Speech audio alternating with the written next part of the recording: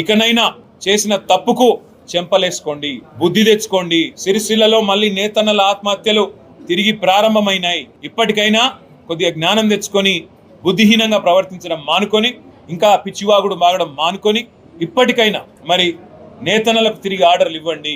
ఇచ్చి బతుకమ్మ చీరకు మేము 3,000 కోట్ల ఆర్డర్లు ఇస్తే 5-6 ఏళ్లలో నీకు దమ్ముంటే 6,000 కోట్ల ఆర్డర్లు ఇంకా మంచి చీరలు తయారు చేయించు, లేదా కాటన్ పరిశ్రమకు ఊతమిచ్చే విధంగా వ్యవహరించు.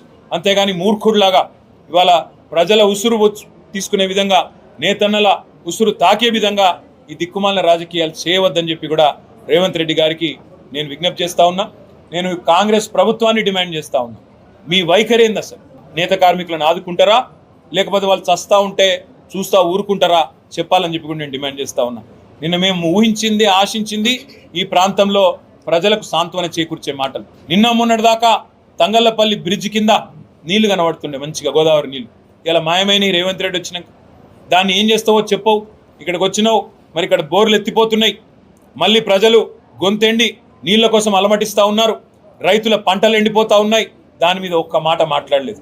ఇట్లాంటి సిగ్గుమాలిన ప్రభుత్వం, ఇట్లాంటి తుగ్లక్ పాలన ఇవాళ ప్రజలు చూసి అసహించుకుంటా ఉన్నారు, నవ్వుకుంటా ఉన్నారు. నువ్వు చెప్పే అబద్ధాలు, అసత్యాలు ప్రజలు ఇవాళ చీత్కరించుకుంటా ఉన్నారు. 6 గ్యారంటీల్లో 5 అమలు చేసినా అని సిగ్గు లేకుండా నువ్వు బొంకుతుంటే, హోర్డింగ్లలో పెట్టుకుంటే ప్రజలు ఇవాళ నవ్వుకుంటున్నారు, చీత్కరించుకుంటా ఉన్నారు. ఎందుకంటే ప్రజలందరూ ఎక్స్పెక్ట్ చేసినారు. 2 లక్షల రుణమాఫీ అన్నావు, 2,500 ప్రతి మహిళకు, 1,67,00,000 మందికి ఇస్తానన్నావు. అదేవిధంగా పెద్ద మనుషులందరికీ 4,000 ఇస్తానన్నావు. తులం బంగారం అన్నావు, స్కూటీలు అన్నావు. 100 రోజుల్లో అన్నీ చేస్తా అని చెప్పి పొంకనాల పోతిరెడ్డి లాగా డైలాగులు కొట్టినావు. ఇవాళ మళ్ళీ సిగ్గు లేకుండా వచ్చి పచ్చి అబద్ధాలు. పెద్దలు చెప్తారు ఊసర వెళ్ళి రంగులు మారుస్తుందని, కానీ రేవంత్ రెడ్డి గారేమో తారీఖులు మారుస్తుండు.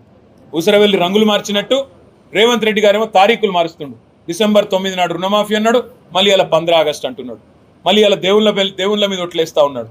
నేను రేవంత్ రెడ్డి గారిని అడుగుతా ఉన్నా, నిజంగా నీ పార్టీకి చిత్తశుద్ధి ఉంటే, నీ పార్టీకి నిజాయితీ ఉంటే మొన్న ఇచ్చిన వాగ్దానాలకే దిక్కులేదు, కాంగ్రెస్ 6 గ్యారంటీలకే దిక్కులేదు, మళ్ళీ ఇప్పుడు కొత్తగా ఇంకో 5 గ్యారంటీలు అని చెప్పి పార్లమెంట్ ఎన్నికల కోసం ఆడుతున్న మోసం డ్రామా ఏదైతే ఉన్నదో ఇది ప్రజలు గ్రహించిండ్రు.